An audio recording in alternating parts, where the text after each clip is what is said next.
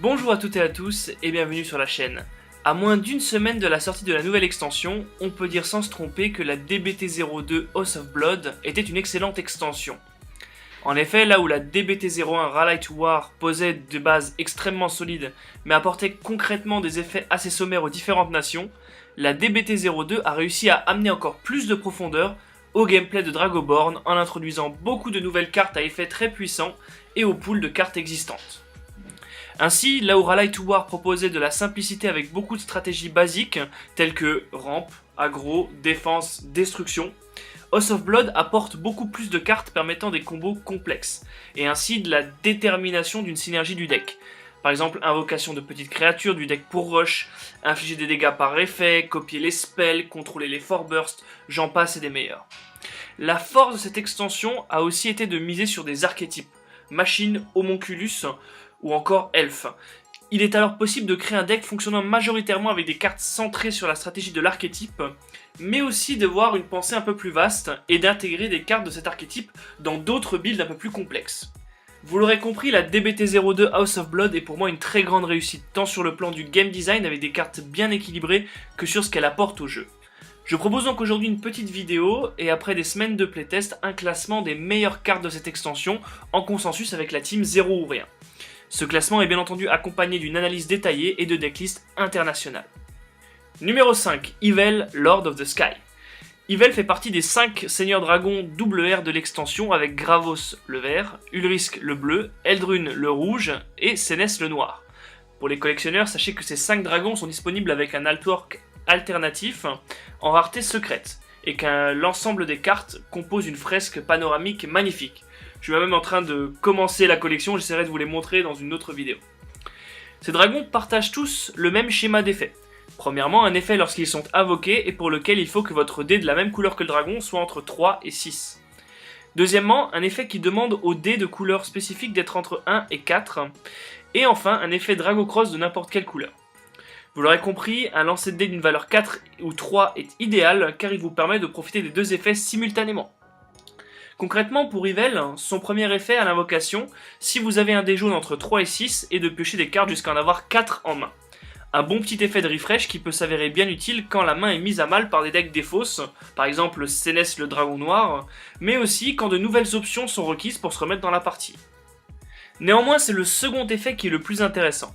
Si votre dé jaune est compris entre 1 et 4 lorsque Yvel attaque, vous pouvez déplacer une barrière de votre adversaire sur le fort de votre choix. Et là, ça devient vraiment ultra dangereux. En middle ou en late game, il n'est pas rare que votre adversaire n'ait plus de barrière sur l'un de ses forts. Il va donc invoquer des créatures dessus uniquement pour attaquer. N'ayant plus de barrière à défendre, l'adversaire va considérer qu'il n'y a pas de malus à attaquer et aucun intérêt à laisser ses créatures en position stand. Dans cette configuration, Yvel va donc pouvoir attaquer un fort peu défendu sans barrière sur lequel toutes les créatures seront restes et transférer la barrière la plus difficile à atteindre sur ce fort pour la détruire. Yvel est donc une carte passe-muraille qui peut surprendre et accéder à des forts très protégés très facilement en esquivant les embûches et autres créatures défensives. Il est également d'autant plus efficace que les stats des 5 dragons sont excellentes, 5 d'attaque et 5 d'endurance pour un cost de 5. Yvel, Lord of the Skies, est donc un très bon apport de House of Blood. Et si le lancer de dés peut être quelque chose qui conditionne son fonctionnement, n'oubliez pas qu'il existe des cartes qui vous permettent de modifier par effet le lancer de dés ou les cartes avec Siphon. Numéro 4, Augmented Sniper.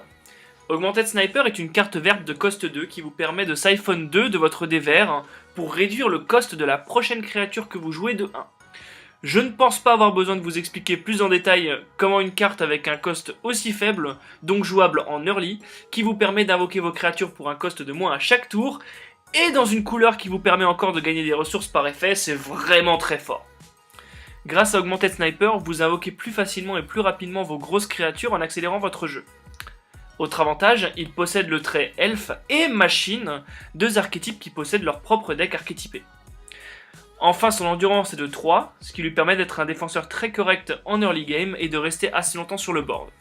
Seule la nation Nilfheim et Midnight Visitor qui détruit par rapport au cost et non à l'endurance peut en venir à bout assez rapidement. Mais là on parle encore de tout ce qui est très early game. Augmented Sniper est donc une excellente carte que personnellement je joue dans beaucoup de mes decks, pour peu qu'ils contiennent la barrière Tirnanong. Sigrun The Holy Land. Sigrun, premier point positif, alors regardez la beauté de cette carte, c'est juste incroyable. À titre tout à fait subjectif et personnel, je trouve que c'est l'une des plus belles cartes de ce jeu, et je ne suis pas mécontent que l'équipe de R&D ait décidé de donner un deck basé sur l'archétype ange dont Sigrun fait partie. Mais au-delà de son attrait esthétique, Sigrun est aussi extrêmement jouée dans beaucoup de decklists du fait de ses effets vraiment puissants. Son skill, lorsqu'elle est détruite, alors qu'elle est Dragocrossed avec le dé jaune, vous permet de piocher autant de cartes que le nombre de vos créatures sur le terrain. C'est fort certes, mais ce n'est pas cet effet qui justifie son utilité. Son deuxième effet, lui par contre, quand l'un de vos Drago Shield est détruit, vous permet de choisir l'un des forts de votre adversaire, et toutes les créatures sur ce fort ne peuvent pas attaquer pendant ce tour. Wow! C'est juste incroyable! Car avec Sigrun, vous pouvez paralyser jusqu'à 2 attaquants adverses. Alors imaginez si vous en avez 2 ou 3 copies sur le terrain, ça devient juste ingérable pour votre adversaire. En plus, le skill de Sigrun fonctionne durant n'importe quelle phase, ce qui signifie que si l'adversaire utilise un effet pour vous détruire un dé durant la main phase, ce dernier aura 1 à 2 créatures paralysées, et ceci même s'il les bouge entre les forts. Enfin, les stats de Sigrun sont aussi un atout précieux, 3 d'attaque seulement, mais 5 d'endurance, qui la rendent difficile à atteindre avec des effets de contrôle. Il n'y a guère que Fuma, qui puisse la renvoyer en main, ou Midnight Visitor, avec encore Bloody Baroness dans la couleur noire, qui peuvent la détruire. Si on prend par exemple rouge aussi, Gloss peut s'en débarrasser, mais pour ça il faut aligner 5 créatures rouges sur le board, dont elle-même, ce qui n'est pas si facile. En conclusion, Sigrun est actuellement l'un des piliers du format DBT02. Ce n'est pas prêt de changer avec la DBT03 grâce à l'arrivée du support uniquement dédié aux anges dont elle fait partie, et oui, ce sera encore plus facile d'invoquer Sigrun dans une semaine. Je sais que vous êtes contents. Numéro 2, Amarok Lone Avenger. Amarok Lone Avenger est une double R qui possède la capacité lorsqu'il attaque d'annuler les Force Burst pour toute la durée du tour. Pour rappel, un Force Burst est une capacité qui se déclenche lorsqu'une carte la possédant se retrouve en barrière, est détruite et remontée en main. Le joueur dont la barrière est détruite peut donc choisir d'activer ou non la capacité Force Burst. Il y avait d'ailleurs un deck Force Burst assez sympa à construire avec la DBT01 où on passait son temps à activer les Force Burst pour contrôler le board adverse et on remettait des cartes en barrière depuis le top du deck grâce à Darion ou Remus. Mais maintenant c'est fini. Tout comme l'époque où l'on jouait 4 Darion et 4 Tariel. Et ça c'est la véritable force d'Amarok. Cette carte ne sera potentiellement pas jouée dans tous les decks, mais le simple fait qu'elle existe a permis de réduire le nombre de Force Burst au profit de cartes plus offensives. C'est donc une carte qui, simplement par son existence, redéfinit le format et les habitudes des joueurs. Et ça, c'est vraiment cool. Le but du deck, je vous le rappelle, et alors mon coup de cœur de la BT2, Amarok, qui est une carte qui est absolument géniale, qui permet d'annuler les Force Burst lorsqu'elle attaque pour ce tour. Pour la comparaison, c'est comme Eleanor pour les embouches, où lorsqu'elle attaque et qu'elle est Dragocross verte, les embouches ne s'activent pas. Là, c'est la même chose, sauf qu'il n'y a même pas besoin de Dragocross vert. Lorsqu'elle attaque, il n'y a pas de Force Burst. Tariel ne peut plus vous bloquer. Darion ne peut plus vous surprendre lorsque vous avez que 6 attaques. C'est donc une très bonne carte de side qui sera très rarement jouée en main deck. Sauf dans Offering of Soul, deck de mort. Passons maintenant aux mentions honorables avec Senes, Lord of Rampage. Senes le dragon noir aurait pu figurer dans ce top du fait de son effet de discard qui le rend assez violent.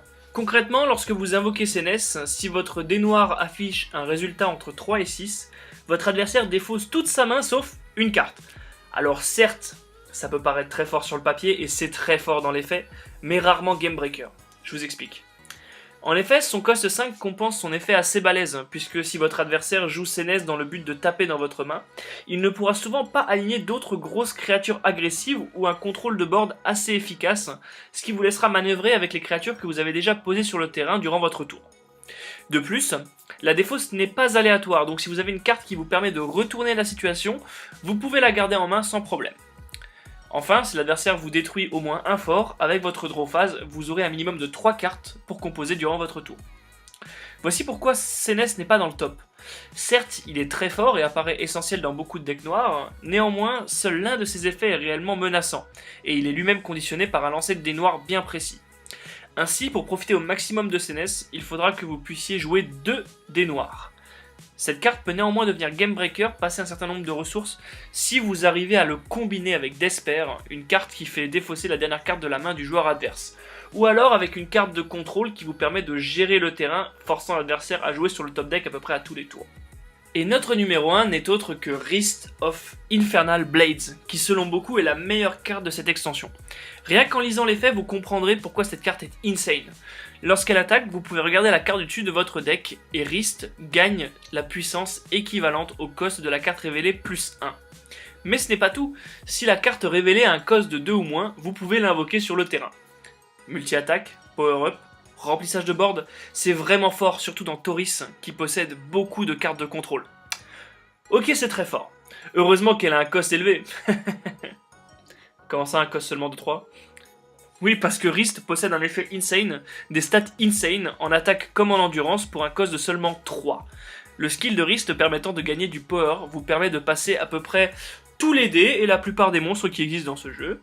Son endurance élevée la rend difficile à atteindre par le field control et son cost faible lui permet d'être joué T1, T2 max quand vous l'avez en main. Malgré tout ça, Wrist possède un gros point faible.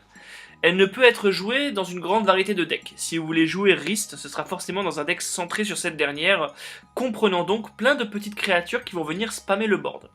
Le pire, c'est que ces petites créatures ont des effets pas dégueux. Par exemple, le Carefree Orc peut infliger 1 dégât à une créature lorsqu'il attaque. Sarg, lui, peut infliger 1 dégât à tous les dés et tous les monstres lorsqu'il est détruit. Bref, grâce à Wrist, Tauris obtient le deck de rush le plus solide du jeu.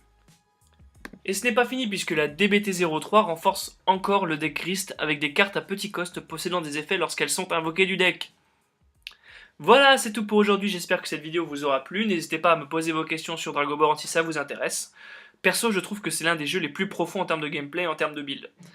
Dites-moi aussi en commentaire si vous êtes d'accord avec notre classement et quelle est votre carte préférée de la DBT02.